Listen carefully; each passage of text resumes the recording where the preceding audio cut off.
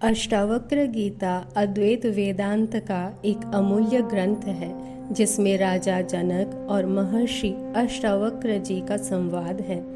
जिनको जल्दी से जल्दी आत्म साक्षात्कार करना हो उनके लिए सद्गुरु की कृपा प्राप्ति के साथ अष्टावक्र गीता का अभ्यास करना चाहिए। इस ग्रंथ का प्रारंभ राजा जनक द्वारा किए गए 3 प्रश्नों से होता है। राजा जनक जी अष्टावक्र जी से प्रथम 3 प्रश्नों को पूछते हैं। हे प्रभु, पुरुष आत्मज्ञान को कैसे प्राप्त होता है, संसार बंधन से कैसे मुक्त हो जाता है, अर्थात जन्म मरण रूपी संसार से कैसे छूट जाता है, एवं वैराग्य को कैसे प्राप्त होता है। राजा का तात्पर्य यह था कि ऋषि वैराग्य के स्वरूप को, उसके कारण को और उसके फल को, ज्ञान के स्वरूप को, उसके कारण को और उसके फल को, मुक्ति के स्वरूप को, उसके कारण को और उसके भेद को मेरे प्रति विस्तार सहित कहें। राजा के प्रश्नों को सुनकर अष्टावक्र जी ने अपने मन में विचार किया कि संसार में 4 प्रकार के पुरुष हैं। एक ज्ञानी, दूसरा मुमुक्षु, तीसरा अज्ञानी, चौथा मूढ़। चारों में से राजा तो ज्ञानी नहीं है, क्योंकि जो संशय और विपर्यय से रहित होता है और आत्मानंद करके आनंदित होता है वही ज्ञानी होता है। परंतु राजा ऐसा नहीं है, किंतु यह संशय करके युक्त है, एवं अज्ञानी भी नहीं है, क्योंकि जो विपर्यय ज्ञान और असंभावना दिख करके युक्त होता है उसका नाम अज्ञानी है। परंतु राजा ऐसा भी नहीं है, तथा जिसके चित्त में स्वर्गादिक फलों की कामना भरी हो उसका नाम अज्ञानी है, परंतु राजा ऐसा भी नहीं है। यदि ऐसा होता तो यज्ञादिक कर्मों के विषय में विचार करता, सो तो इसने नहीं किया, एवं मूढ़ बुद्धि वाला भी नहीं है, क्योंकि जो मूढ़ बुद्धि वाला होता है वह कभी भी महात्मा को दंडवत प्रणाम नहीं करता है, किंतु वह अपने जाति और धनादिकों के अभिमान में ही मरा जाता है। सो ऐसा भी राजा नहीं, क्योंकि हमको महात्मा जानकर, हमारा सत्कार कर, अपने भवन में लाकर, संसार बंधन से छूटने की इच्छा करके जिज्ञासुओं की तरह राजा ने प्रश्नों को किया है। इसी से सिद्ध होता है कि राजा जिज्ञासु अर्थात मुमुक्षु है और आत्मविद्या का पूर्ण अधिकारी है, और साधनों के बिना आत्मविद्या की प्राप्ति नहीं होती। इस वास्ते अष्टावक्र जी प्रथम राजा के प्रति साधनों को कहते हैं। अष्टावक्र जी जनक जी के प्रति कहते हैं कि हे तात, यदि तुम संसार से मुक्त होने की इच्छा करते हो तो चक्षु, रसना आदि 5 ज्ञानेंद्रियों के जो शब्द, स्पर्श आदि 5 विषय हैं उनको तू विष की तरह त्याग दे, क्योंकि जैसे विष के खाने से पुरुष मर जाता है, वैसे ही इन विषयों के भोगने से भी पुरुष संसार चक्र रूपी मृत्यु को प्राप्त हो जाता है। इसलिए मुमुक्षु को प्रथम इनका त्याग करना आवश्यक है, और इन विषयों के अत्यंत भोगने से रोग आदि उत्पन्न होते हैं और बुद्धि भी मलिन होती है, एवं सार और असार वस्तु का विवेक नहीं रहता है। इसलिए ज्ञान के अधिकारी को अर्थात मुमुक्षु को इनका त्याग करना ही मुख्य कर्तव्य है। हे भगवान, विषय भोग के त्यागने से शरीर नहीं रह सकता है, और जितने बड़े बड़े ऋषि राजर्षि हुए हैं उन्होंने भी इनका त्याग नहीं किया है, और वे आत्मज्ञान को प्राप्त हुए हैं और भोग भी भोगते रहे हैं। फिर आप हमसे कैसे कहते हैं कि इनको त्यागो?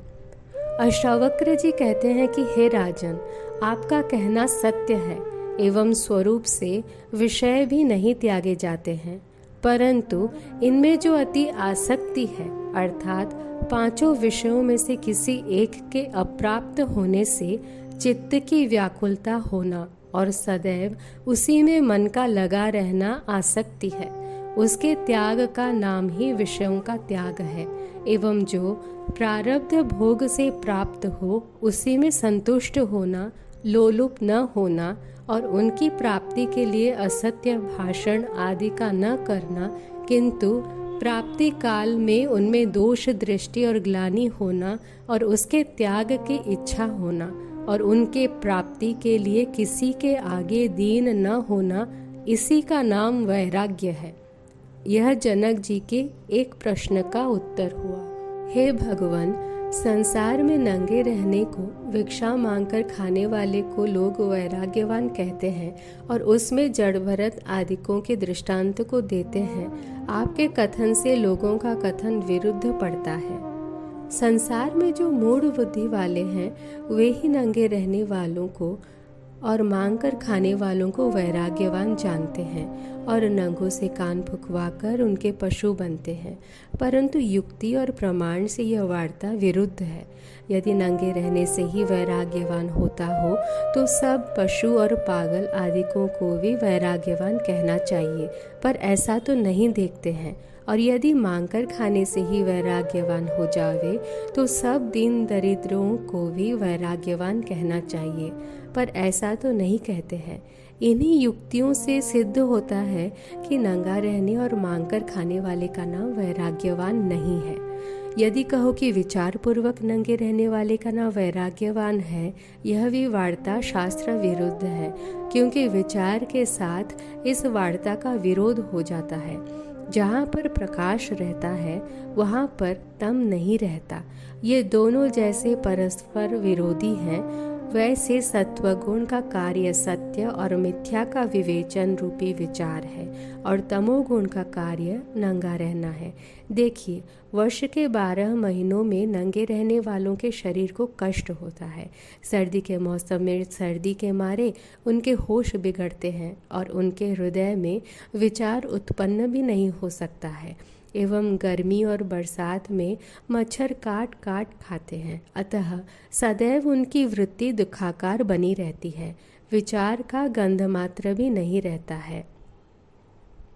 यदि विद्वान ने आत्मा को जान लिया कि यह आत्मा ब्रह्म मैं ही हूँ, तब किसकी इच्छा करता हुआ और किस कामना के लिए शरीर को तपावेगा, किंतु कदापि नहीं तपावेगा।